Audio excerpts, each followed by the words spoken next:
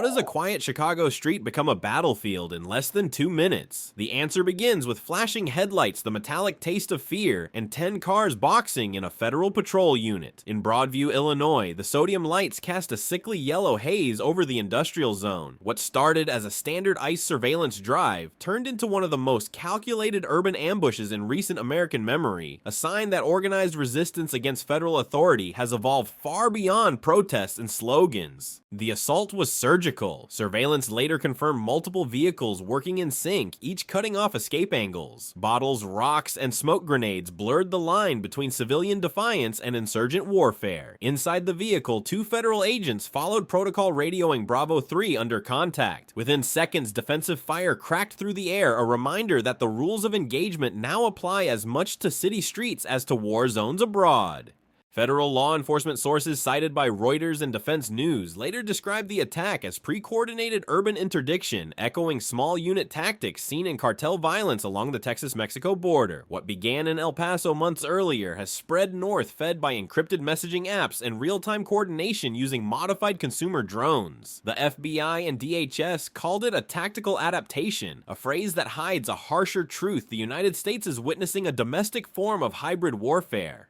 President Trump, briefed overnight in Washington, ordered immediate federal reinforcement under the newly revived Homeland Integrity Directive. The deployment of National Guard units to support ICE and DHS drew both praise and protest. The Guardian noted that the president's speech the next morning, "The federal badge will not bend," was a deliberate message to adversaries both foreign and domestic. Meanwhile, DW analysts compared the ambush footage to similar swarming street tactics seen in Kharkiv and southern Israel, where chaos is used as camouflage for coordination. From Gaza to Chicago, from Kharkiv to Los Angeles, one pattern repeats the blurring of war fronts. Drones, flash mobs, and propaganda now travel together. The same decentralized logic driving the Israel-Iran shadow war or the drone duels over eastern Ukraine has arrived inside America's borders. But amid the headlines, the human pulse remains the same. Agents stepping out of their vehicles don't think about geopolitics, they think about staying alive, protecting each other, and preventing a city from tipping into anarchy.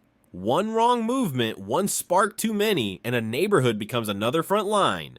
How long before America's domestic defenders must train not just for law enforcement, but for urban warfare itself? What happens when law enforcement meets an enemy that hides in plain sight? The ambush in Broadview didn't end with shattered glass and smoke. It ignited a chain reaction stretching from the streets to the Oval Office. Within minutes, DHS command posts lit up nationwide. FBI Deputy Director Dan Bongino's message, "The mission will not stop," was both a warning and a declaration. America's front line wasn't overseas. It was right here behind the neon glare of Chicago's suburbs. BBC News confirmed that DHS Secretary Kristi Noem arrived on site within the hour, directing a rapid perimeter lockdown. Illinois State Police and FBI tactical teams swept in under blue strobes, reclaiming the street inch by inch. The response was methodical. The tactics drawn from lessons learned in Iraq's green zones: contain, isolate, de-escalate. Yet beneath the professional calm, the footage told another story, a domestic battleground where trust in federal authority was dissolving in real time. Analysts from Jane's Defense Weekly observed that the attackers' coordination resembled low-tier paramilitary organization. Vehicles boxed targets with precision decoys, distracted patrol routes, and communications seemed synchronized, perhaps using cheap radio bands or encrypted cell networks. This was not spontaneous rage, one defense official told Reuters. It was urban choreography. The implication was chilling. Someone had studied the playbook of insurgencies and repurposed it for American soil. As chaos spread online, the assault was replayed in loops frame by frame. In each clip, federal agents moved through smoke with discipline. No panic, no hesitation. Their defensive shots weren't aggression, but survival. Al Jazeera noted the psychological symmetry. The same viral imagery once used to portray protests abroad was now shaping the narrative of law and order within the United States.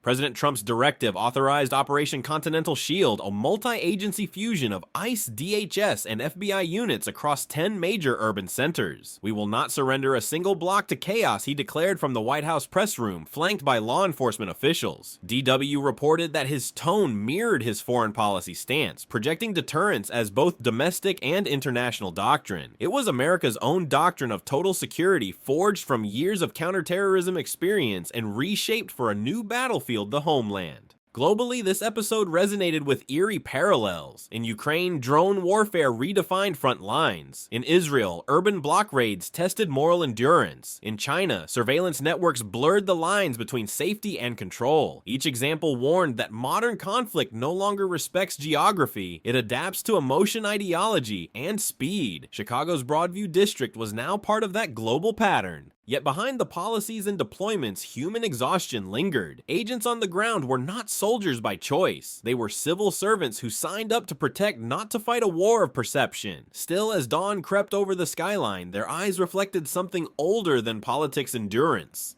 Can a nation sustain constant vigilance without losing the very freedoms it seeks to defend? Who are the people turning quiet neighborhoods into combat zones? As investigators sifted through body cam and live stream footage, two names began to surface. Marimar Martinez and Anthony Ian Santos Ruiz. She was 36, a former warehouse coordinator turned online agitator. He a mechanic with cartel ties reaching into Laredo. Together they represented a new hybrid threat, American-born, socially networked, and ideologically charged. Reuters confirmed that Martinez's social media post, "Let's not let them take anyone," circulated through encrypted group chats hours before the attack. According to The Guardian, digital forensics linked the message to at least 3 accounts across Texas and Indiana that had previously coordinated counter-ICE flash mobs. What looked like street fury was in reality a trial run for organized resistance under the banner No Kings. DW described the group as a mirror of discontent composed of radicals, anarchists, and opportunists united less by ideology than by rage against federal authority. Their funding lines were murky, their coordination impressively swift. Within days, federal warrants followed. 10 arrests, 23 indictments, 1 woman missing, each name another strand in what FBI analysts called a distributed domestic insurgency.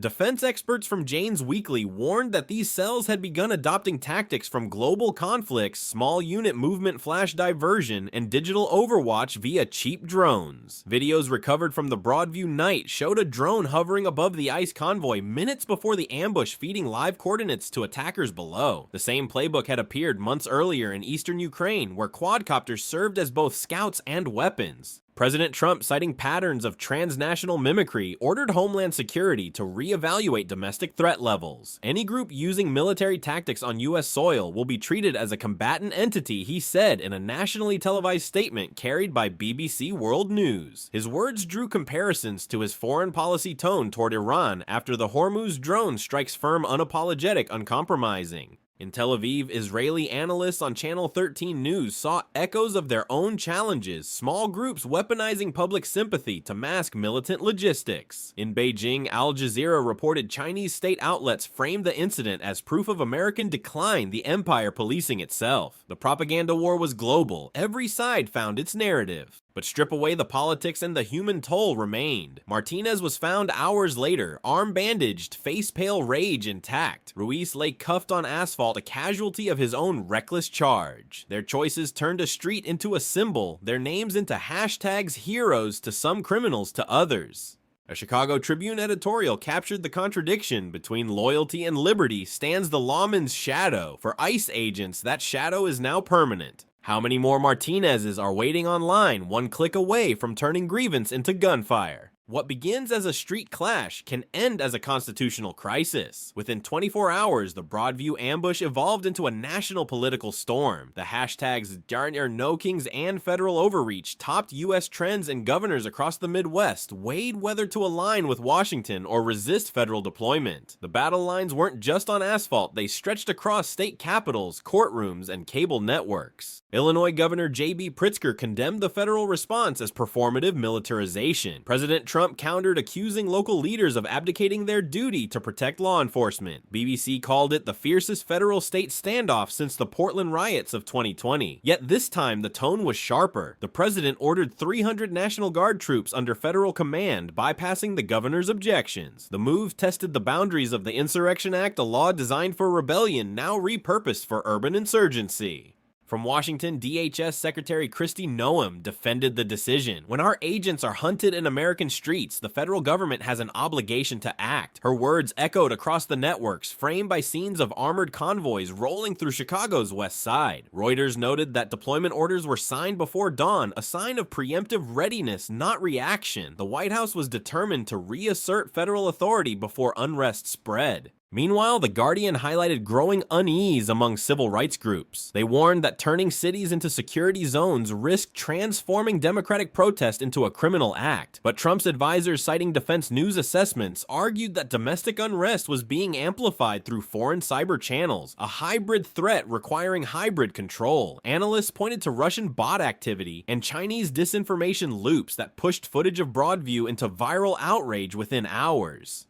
Global parallels quickly emerged. In Ukraine, Russia used similar digital tactics to destabilize frontline morale. In Tehran, the regime weaponized online narratives to justify crackdowns. In Beijing, the surveillance model itself became state doctrine. America, once the world's arbiter of stability, now mirrored the very patterns it condemned abroad. Still, amid the politics, one truth resonated: the agents on South 25th weren't debating constitutional theory, they were surviving it. On the ground, the FBI's counterintelligence wing documented 147 active threats against federal facilities in the following week. Security perimeters expanded. The line between domestic policing and national defense blurred. By DW's account, Trump's approval among law enforcement surged to 83% following his zero retreat declaration, yet among urban voters, skepticism deepened. The question became not whether the US could defend itself, but what kind of country it would become while doing so. Across the Atlantic, European analysts saw the deeper dilemma. As Al Jazeera framed it, America now stands where its allies once stood, choosing between liberty and control. If maintaining order requires military posture, at what point does protection become occupation? What if the next war for control isn't fought with bullets, but with broadcasts? Within hours of the Broadview ambush, the incident fractured into two competing realities. One on the ground, another online. Every second of the chaos, every frame of smoke and light was streamed, edited, and reinterpreted by thousands of digital hands. On X, short clips portrayed the agents as aggressors. On TikTok, slow-motion edits turned protesters into martyrs. Within 24 hours, Reuters tracked nearly 60 million views across platforms. AI-generated footage began circulating, some showing explosions that never happened, others altering officer insignias to suggest a rogue task force. The deception spread faster than fact. The Guardian called it the first fully synthetic riot, a fusion of real violence and artificial narrative designed to erode public trust. President Trump addressed the phenomenon directly. When reality is rewritten by code, the nation must defend truth as fiercely as territory. The statement carried by BBC World News underscored the administration's decision to launch Project SentinelNet, a real-time digital forensics program capable of tracing manipulated content and neutralizing coordinated disinformation. According to Defense News, the system drew from cyber defense algorithms previously used by NATO during Russian information offensives in the Baltic region. Meanwhile, analysts at DW connected the viral manipulation to cyber actors linked with foreign proxies accounts based in St. Petersburg and Shenzhen that spiked anti-federal hashtags moments after the first shot. It was hybrid warfare in its purest form, not just attacking America's institutions, but its perception of reality itself. For law enforcement, this digital chaos translated into real threats. ICE offices in Phoenix, Dallas, and Portland reported coordinated flash protests the following night, many spurred by fabricated footage. DHS agents faced harassment, doxing, and even physical attacks based on false claims. As Jane's Defense Weekly wrote, every phone camera has become a weapon of influence. The strategic ripple extended abroad. In Ukraine, Russia amplified the story as proof that American democracy devours itself. In Beijing, state media portrayed it as validation of China's surveillance model control prevents chaos. And in Tehran, Al Jazeera noted Iranian outlets framed the unrest as divine justice for Western interference. The Broadview footage stripped of context became ammunition in an ideological war stretching from Moscow to the Middle East. But beneath the headlines and hashtags was the silent toll on those caught in the middle. The ICE officers whose footage was misused now lived under constant scrutiny. Families of the arrested were divided between grief and online notoriety. Truth became currency traded and counterfeited. Experts warn that if digital deception can rewrite a single night, it can reshape history, and if every citizen can become both witness and manipulator who decides what's real. By dawn, the smoke over Broadview had thinned, but its echoes reached Washington, Los Angeles, and even Brussels. America was no longer just cleaning up a street, it was recalibrating its doctrine of domestic defense. The White House briefed NATO allies that night under the codename Operation Continental Shield, signaling that the tactics used in Chicago were part of a larger trend urban hybrid insurgency. Reuters confirmed that President Trump personally authorized the plan-expanded drone surveillance integrated ICE FBI rapid response units and a federal data grid linking real-time threat intelligence across all 50 states. The Pentagon, according to Defense News, deployed aerial Overwatch drones unarmed but omnipresent to monitor potential flashpoints in New York, Houston, and Seattle. Critics called it overreach. Supporters called it deterrence. DHS Secretary Kristi Noem described it differently. This isn't militarization, it's modernization, yet The Guardian warned that even modernization carries the weight of moral cost. Surveillance meant safety, but it also meant the end of anonymity. Globally, strategists recognized the shift. DW reported that NATO planners viewed the Broadview incident as a blueprint for domestic adaptation of wartime AI. Across the Atlantic, European capitals facing their own protest movements took note. Paris debated expanding anti-riot drone use. Berlin weighed new counter-disinformation laws. Warsaw quietly requested US access to Continental Shield protocols. The world was learning from Chicago. Meanwhile, US intelligence traced signals linking the attackers' encrypted chats to foreign bot farms, digital fingerprints pointing to actors familiar from previous cyber operations in Ukraine and the South China Sea. The implication was clear: America's enemies had learned that destabilization could be homegrown. As Al Jazeera put it, the new battlefield requires no borders, only bandwidth. For those who fought on South 25th Street, policy meant little. The agents from Bravo 3 returned to duty 2 weeks later. Their SUV replaced their hands, steadier. They became symbols of resolve, of endurance, of the quiet professionalism required when the lines between peace and war blur. They stood for every man and woman now guarding a homeland that no longer felt untouchable. The strategic takeaway was sobering. No longer could the United States view national security as an offshore issue. The tools of modern warfare, drones, data, deception had migrated inward. As Jane's Defense Weekly concluded, America has entered the era of permanent vigilance. But beneath the policy debates and televised speeches lies a deeper question, one that no directive can answer. How does a democracy defend itself without becoming the thing it fears? The Broadview ambush began as a localized act of violence, but unfolded into a mirror of 21st century conflict, a fusion of street insurgency, digital manipulation, and political polarization. 10 cars, 1 ICE patrol, and a swarm of smartphones turned a Chicago night into an emblem of hybrid warfare on American soil. President Trump's administration responded with Operation Continental Shield, integrating federal, state, and cyber defense forces to restore control while reaffirming national authority. Reports from Reuters, BBC, and Defense News confirmed the unprecedented coordination behind the assault tactics, borrowed from global conflict zones and adapted for domestic unrest. As misinformation metastasized across platforms, reality itself fractured. The incident forced the nation to confront a new equation: safety versus liberty, truth versus control.